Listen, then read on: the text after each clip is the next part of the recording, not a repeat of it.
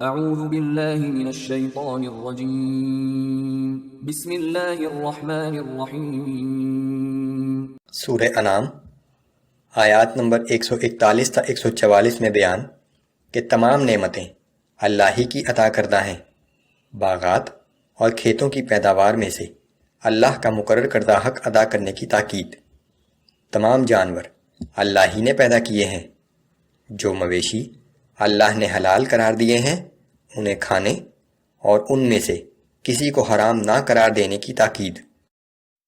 اعوذ باللہ من الشیطان الرجیم وهو الذی انشأ جنات معروشات وغیر معروشات والنخل والزرع مختلفا اکلہ والزیتون والرمان متشابہا وغیر متشابہ۔ اور اللہ کی ذات وہ ہے جس نے ایسے باغات پیدا کیے جن کی بیلیں کسی سہارے کے بغیر اوپر چڑھائی جاتی ہیں، اور ایسے درخت بھی جو خود اپنے سہارے کھڑے ہوتے ہیں، اور اسی طرح کھجور کے درخت اور کھیتی پیدا کی۔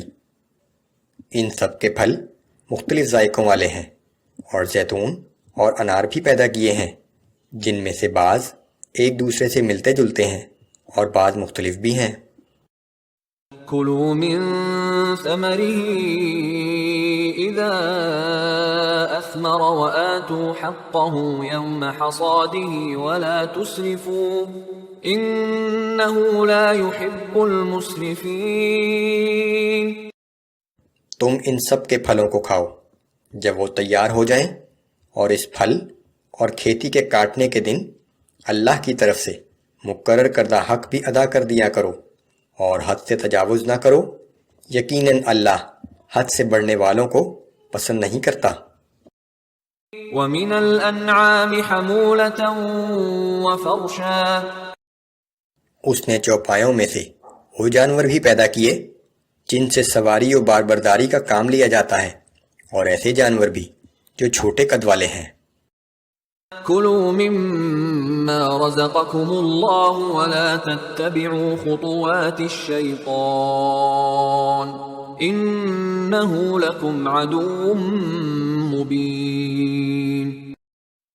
کھاؤ ان چیزوں میں سے جو اللہ نے تمہیں عطا کی ہیں، اور شیطان کی پیروی نہ کرو، بے شک وہ تمہارا کھلا دشمن ہے۔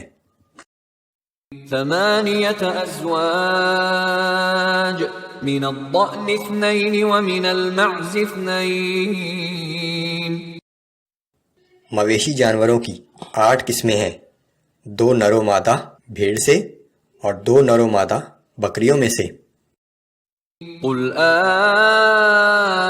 آذكرين حرم أم الأنثيين أم اشتملت عليه أرحام الأنثيين۔ آپ ان سے پوچھئے کہ کیا اللہ نے دونوں نر حرام کیے ہیں یا دونوں مادائیں یا وہ بچے جو ان ماداؤں کے پیٹ میں ہوتے ہیں۔ نبئونی بعلم ان کنتم صادقین۔ اگر تم اپنے دعوے میں سچے ہو تو مجھے اس کی سند بتاؤ۔ ومن الابل اثنین ومن البقر اثنین۔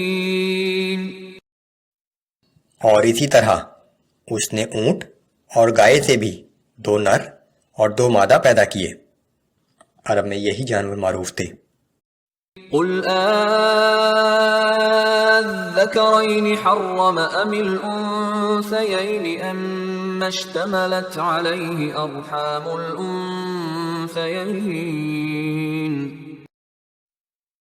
آپ ان سے پوچھئے کہ کیا اللہ نے دونوں نر حرام کیے ہیں یا دونوں مادائیں یا وہ بچے جو ان ماداؤں کے پیٹ میں ہوتے ہیں۔